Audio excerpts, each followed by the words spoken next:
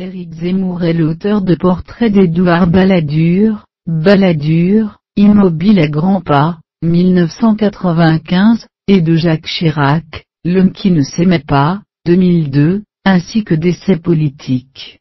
Il publie notamment en 2006 Le premier sexe, essai sur ce qu'il juge être une féminisation de la société.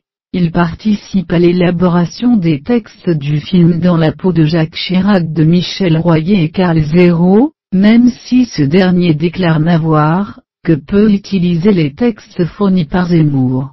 En janvier 2008, il publie Petit frère, tiré à 63 000 exemplaires, roman dans lequel il attaque l'angélisme antiraciste. En mars 2010, avec Mélancolie française, essai qui a remporté le prix du livre incorrect, il revisite l'histoire de France.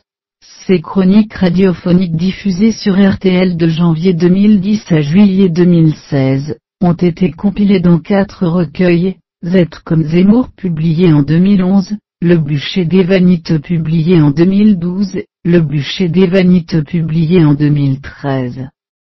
Et Un quinquennat pour rien, publié en 2016.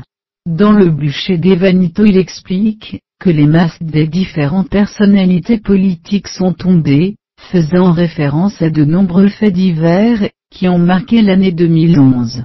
Dans l'introduction de son livre Un quinquennat pour rien, il revient avec force sur la bataille civilisationnelle imposée selon lui par l'islam, qu'il ne distingue pas de l'islamisme. Le 1er octobre 2014, sort son livre Le suicide français.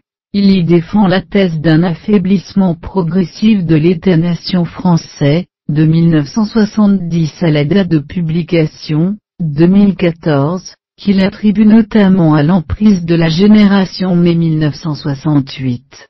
Le livre rencontre un vif succès de librairie à sa parution, et l'auteur est décrit comme un phénomène sociétal. L'ouvrage est abondamment commenté et critiqué dans la presse écrite, et fait l'objet de nombreuses polémiques, tant sur les plateaux télévisés, que dans les émissions de radio. La présence d'Éric Zemmour est alors synonyme de record d'audience pour les émissions qu'il invite.